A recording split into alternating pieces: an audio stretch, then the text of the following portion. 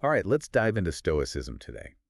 We're taking a look at, this article all about how Stoics actually had, like, a formula for doing the right thing. Interesting stuff. Yeah, no matter what, any situation. Imagine that. It's pretty amazing how relevant this ancient philosophy still is. Right. I mean, Stoicism, it started back in ancient Greece, and it wasn't just like abstract ideas. It had a very practical, almost like algorithmic approach to ethics. Hmm. Algorithmic, huh? Yeah, you could even apply it to today's dilemmas, like navigating the ethics of AI. That's wild. And the article keeps mentioning this term, cathon. Seems like a pretty big deal. Oh yeah, cathon is a key concept. It's that Stoic ideal of finding the single right action in any given situation. So they believed there was only one right thing to do. Always. They did. You see, the Stoics believed that the universe, it operates according to reason. Okay. And since humans are rational too, we can actually tap into this universal reason to figure out what our moral duty is. So, kind of unlike some other Greek philosophers who were debating about all these different virtues, Yeah. the Stoics were like, nope, it all boils down to this one right path. Exactly. They took it a step further, actually, Oh. and argued that all those different virtues, they ultimately converge on one right action, the cathon. Whoa, okay, so how did they actually go about finding this cathon then? Well, they developed a four-stage process for making moral decisions. 4 stages, like a recipe for good decisions, Oh, basically. you can think of it that way, yeah. And it all starts with a commitment to reason that sets the stage for the entire process. So before even looking at options, you're acknowledging that reason is going to be your guide. Right. Then what? Then comes the consideration of virtue. Okay. And this is where things get really practical. The Stoics had these rules of thumb, you could call them, or regula. They're like shortcuts for ethical decision-making. Shortcuts, They help you eliminate any actions that might contradict your virtues.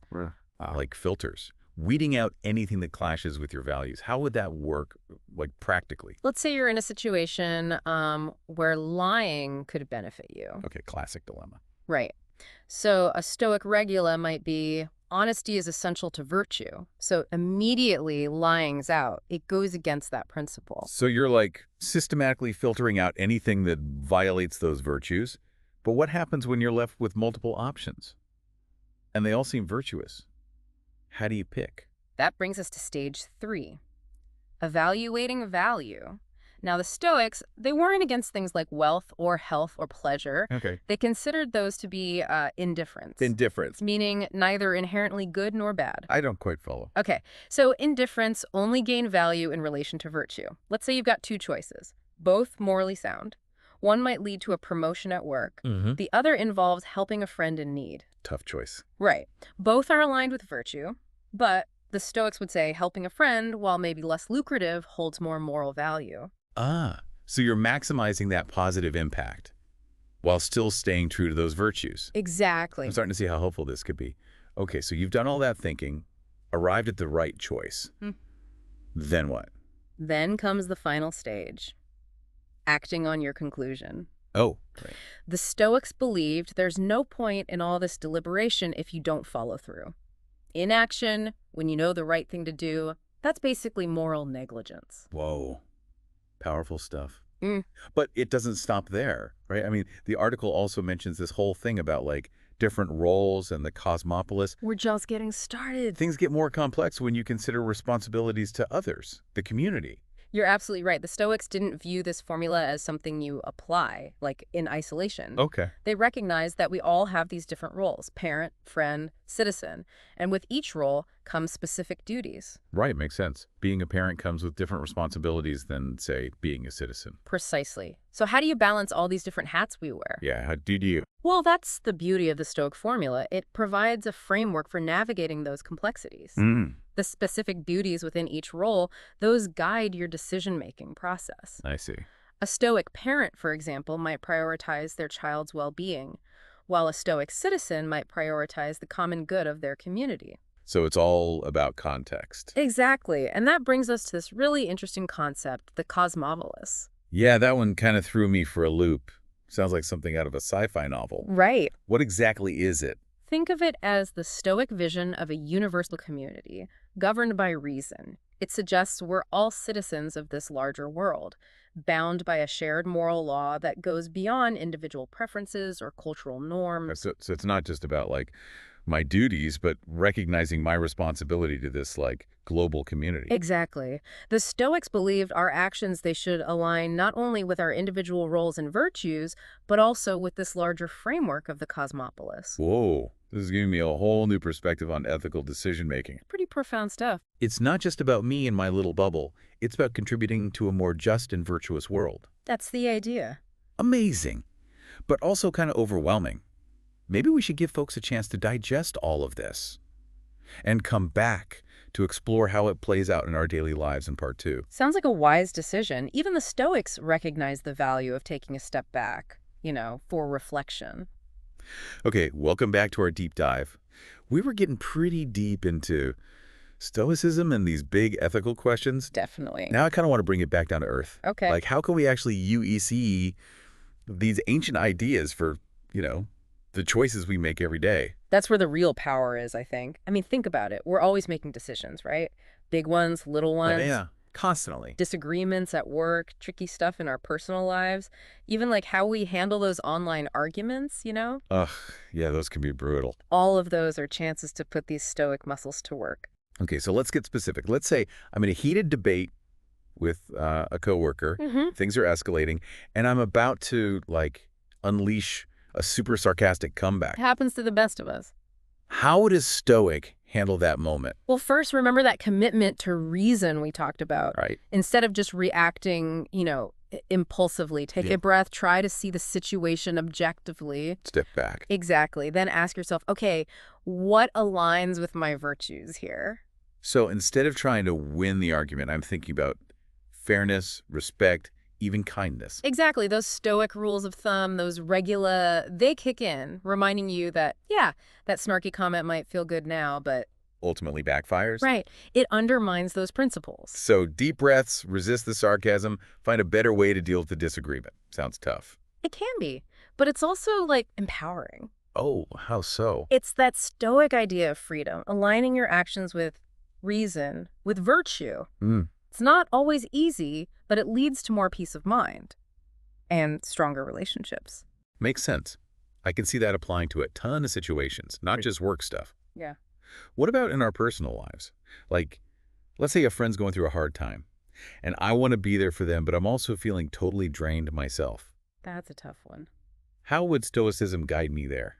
Again, back to reason and virtue. What are your duties as a friend? Compassion, loyalty, those are probably high up there. Yeah. But the Stoics also understood self-preservation. You can't pour from an empty cup, right? Oh, for sure. So it's not about ignoring my only when needs entirely, No. but finding a balance between supporting my friend Andy, taking care of myself. That's the sweet spot. The formula helps you navigate those tricky nuances. It's not about extremes. It's about finding that right course of action, even when duties seem to conflict. Okay. Yeah, that makes sense. It's like, this isn't just some dusty old philosophy. It's actually a really practical framework for making choices with, like, clarity and intention. Yeah. What about when things get really messy, like those big political debates we see everywhere these days? Oh, yeah, those are tough. It's so easy to just get swept up in the emotion of it all. This is where the cosmopolis idea comes in. Remember that universal community guided by reason. Right. So even in these heated debates, they try to keep things rational. No personal attacks, no emotional outbursts. Good luck with that. It is a tall order. Yeah. But the Stoic approach would be, focus on the principles, the logic of the arguments, the consequences of different policies, elevate the conversation beyond the personal. Find common ground. Exactly, based on reason. Sounds idealistic, but also kind of refreshing. Like, imagine political debates where people actually listened and engaged with ideas instead of just yelling at each other. Right. It might seem like a distant utopia, but the Stoics would say it's a goal worth aiming for. The quality of our discussions, it shapes the quality of our society. That's a good point. Okay, so all of this is super inspiring, BUT. Realistically, I know I'm going to mess up sometimes. Of course. I'll get caught up in the moment, make a choice I regret. What would the Stoics say about that? Like, are we failures if we don't achieve perfect cathon every single time? That's a great question, and it gets to, like, the heart of Stoicism. They were realists. They knew we're human. Right. We make mistakes. We're inconsistent. It's not about having a perfect scorecard. So It's more about the effort, Yeah. the trying, the commitment to aligning our actions with reason and virtue, even when we slip up. Exactly. Every choice is a chance to practice, to learn, to grow. It's about progress, not perfection. Okay, that's a relief. But how do we actually measure that progress? Like, is there a Stoic scorecard somewhere we can check? No external scorecard, no. But the Stoics, they really emphasized self-reflection, Right. regularly examining your actions, your motivations, asking yourself, did I live up to my own standards today? So constant check-in, Mhm. seeing where we aligned with those values, where we might have strayed, Right. then what? And crucially, learning from those moments where you fell short. Mistakes weren't failures to them, they were opportunities for growth, self-improvement.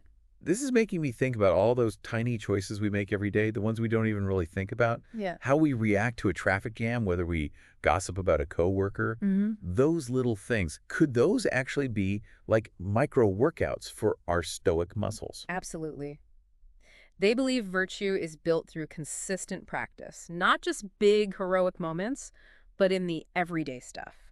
So choosing patience over frustration, Yeah. kindness over judgment, honesty over like the easy way out. Exactly. Every time you do that, you're strengthening that stoic core. And the more we do that in the small things, the more prepared we are for those bigger challenges. That's the idea. It's like any kind of training you build up over time. This is making me realize this isn't just a philosophy, it's a whole way of life. Yeah. Bringing that awareness, that intentionality to everything we do. Right. But it also makes me wonder, Love that. we've been talking a lot about individual choices. Right. What about the role of like society as a whole? Hmm. Does Stoicism have anything to say about creating a more just world, a more virtuous world? Oh, definitely. That brings us to a really key concept, the interconnectedness of everything. Okay, that sounds deep. The Stoics, they believed we're all part of this grand web of existence, connected not only to each other, but to the universe itself. Whoa. And that interconnectedness, it means we share responsibility for the well-being of the whole. So it's not just about focusing on my own virtue, but also contributing to the greater good. That's it. True happiness to them came not just from living virtuously yourself, but from making the world a better place. Love that idea. Like a ripple effect, you know? Our individual choices can impact everyone around us and eventually society as a whole. But this is huge EE. We've barely scratched the surface of what Stoicism has to offer. Maybe we need a whole other deep dive just for this. We could definitely spend hours unpacking this. Right. But for now, let's move on to one final aspect. I think this one will be particularly relevant to you. Okay, I'm all ears. What haven't we covered yet? All right, final part of our Stoicism deep dive. You were saying there's one more thing we haven't talked about.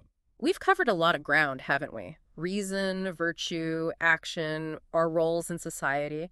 But there's another piece of the Stoic puzzle that's often misunderstood. Ooh, let's hear it. Emotions. Ah, yes. The Stoics. Aren't they always portrayed as, like, these emotionless robots? It's a common misconception. I figured there was more to it. Definitely. The Stoics weren't saying we should suppress emotions or deny them completely. They understood that emotions are, well, part of being human. So we don't all have to become like Spock from Star Trek. Not quite. But okay, if they weren't about suppressing emotions, then how did they think about them? I mean, especially when making ethical choices. Well, they believed that emotions, while not inherently good or bad, can definitely cloud our judgment, pull us away from reason. That makes sense. If we let our emotions totally run the show, we could end up doing things we regret. Exactly. So how do we manage those emotions so they don't hijack our ethical compass? That's the key question. Yeah, how deal we? They emphasized developing something they called apatheia. It's often translated as apathy, which can be misleading. Yeah, apathy doesn't sound very appealing. Right. It's more about equanimity, emotional balance. Ah, okay. So not eliminating emotions, but finding a place of like inner peace, stability, Right. where you can make clear-headed decisions even when you're feeling a lot. You got it. It's about recognizing that emotions, they're often fleeting, and they don't always reflect reality accurately. So instead of being totally swept away by those emotional waves, we can learn to sort of ride them out. In a way, yes. Observe them, acknowledge them, and then choose to act in line with reason and virtue. Like that saying, don't make decisions when you're angry, but like a whole level up. It's not just about avoiding bad choices in the heat of the moment. It's about cultivating this overall state of inner calm. That's a great way to put it. It's about resilience, being able to weather those storms of life without getting tossed around by every emotional gust.